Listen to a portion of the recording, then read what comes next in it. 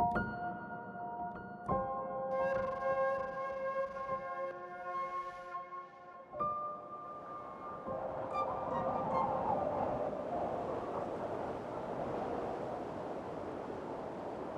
few days before continuing my journey from India to Iran, I went to a company of trade ships. In the British Raj's office, I asked for a fine room in the ship, and the head of the company said, "Choose whatever room you want. Except for you, there's no other sailor in first class." Some days after coming to the ship, I realised I was indeed the only traveller on this ship, and I could go anywhere I wanted. Nobody wanted to travel on the Oman Sea, and besides there was no one that could accept the danger of travelling in this season on the Persian Gulf. Even the true sailors can barely protect themselves against such waves. There are a bunch of flies in the ship's rooms too, which annoy everyone on the ship. The weather is constantly wet, and I'm struggling to barely breathe. The ship's name is Ashur.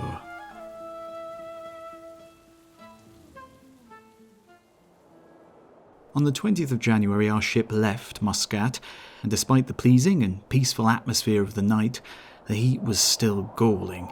At midnight, the thermometer was still showing 39 degrees, but at long last we passed through the Hormuz Strait.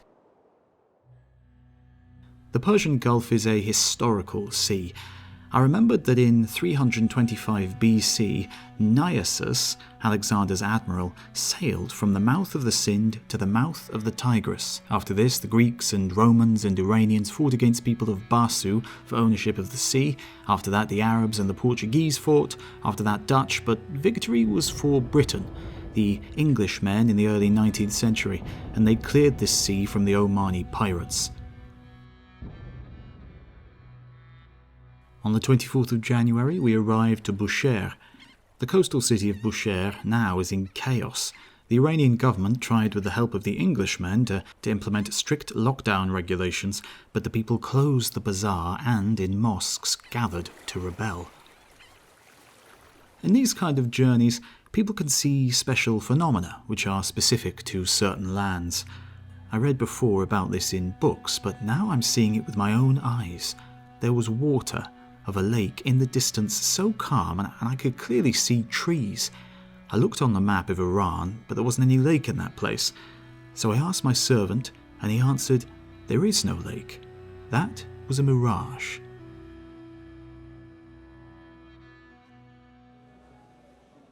There is a problem with the soldiers in Shiraz. Not only the riflemen are not reliable or responsible and cannot protect anyone, but they regularly ask for gratuity. With such behaviour and lack of discipline, I can't use the venerable word soldier for them. I think nobility, responsibility, loyalty to the emperor, patriotism, gratitude to serve the country, lack of corruption and ignoring wealth are virtues which make Japanese soldiers and gunners different from other countries. One of the most incredible things in Iran is the shoe, which is comfortable and durable at the same time. There are layers in place of toes, and the heel of the shoe is sewn, and then there is a hard insole under it. They call give. The Japanese shoe is made of cotton, and in a 5-day journey such as this one would be destroyed easily. There are 2 ways to travel in Iran: caravan and chapar. On a caravan journey, the traveller has a tent, bed, and the other things necessary for travel, so a caravan is significantly easier and comfortable in comparison to the chapar, but a traveller has to spend more money and time to travel. Travellers by caravan can wait and stay wherever they want, for example along a river, and give water to horses, or freely stand upon Persepolis and Pasargad to imagine the royal and noble lives of the great heroes of history, such as Kourosh, Dariush, and Kashaya Shah. This is the travel way of a daimyo. On the other hand, there is the chapar, or speedy, which I chose. This way of travel is hard and painful, just like hikiyaku men. On the 20th of August, we arrived at a hillside, and finally could see Persepolis. The site was small. The columns were like wooden flagsticks in local matsuris. The column heads of the halls, stair carvings, cornices, friezes, tombs of the emperors. No, description of such majesty could do no justice to it. This was the remains of a grand palace that held the destructive thunder of Alexander. Eventually, we turned right and saw in the distance a little Fuji between 4 other mountains. During this entire trip, I saw nothing natural to compare to the glory of Damavand that seemed like a second Fuji. The sun was setting and the sky was in twilight. Seeing this view in the vast plain was unbelievable. Why didn't I bring my camera?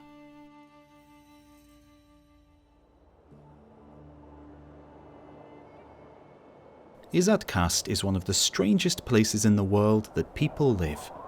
The town is on a lone mountain in the heart of a plain. There is only one way to the town.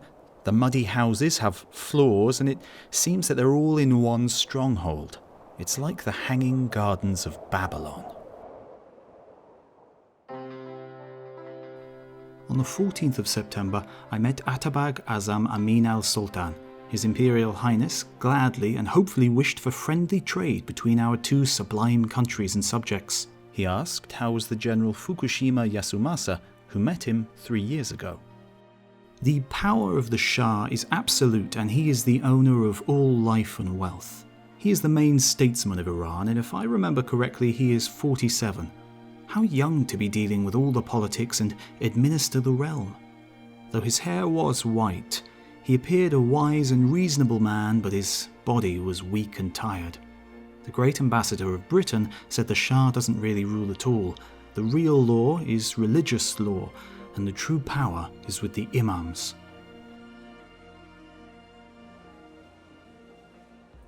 The people of Iran do not let foreigners see their way of life and family traditions. I only saw half of the people of Iran. Upper and lower class women cannot meet with strangers. I heard by the law men can have 4 wives and over, and that it depends how wealthy they are if they can have unofficial and temporary wives.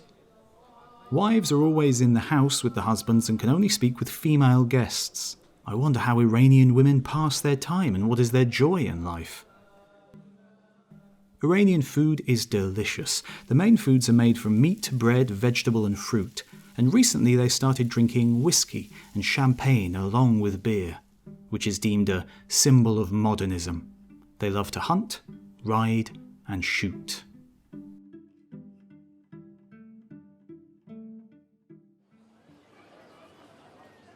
In recent years, people have travelled from Tehran to Kazvin by doroshke, and there aren't chapars anymore, so inevitably, despite how expensive it was, I chose doroshke because I had to arrive in Asia Minor.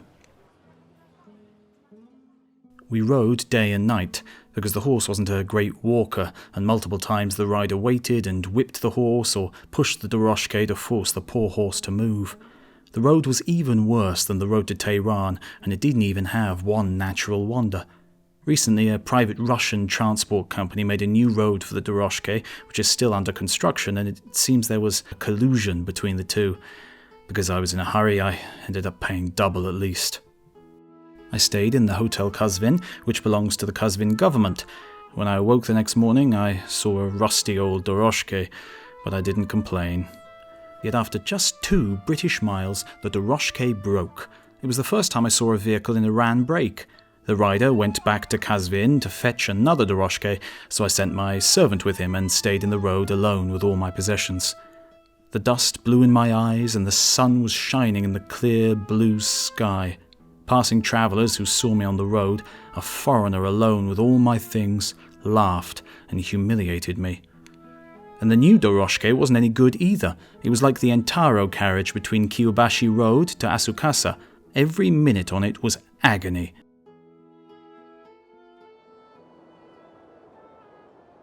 According to the travel contract, I should pay after arriving at Rasht, but the rider stopped before the Alborz Mountains and said he wanted his money now and more. Well, I'm sure my servant would have protected me, but the heat was growing and the rider had a gun with him, so I agreed again. In the mist on the mountains, one of the horses with all of my clothes and some other stuff was lost, but after that, the road was glorious and lovely, and the further we went, the greener it became. There was a steamship in the Anzali port, and on the other side were the Persian realms of the Russian Empire, and after that, I'll finally arrive at the Ottoman Empire. My time in Iran had been a test of my patience, both physically and mentally, and immediately I fell fast asleep on the deck, like a dead man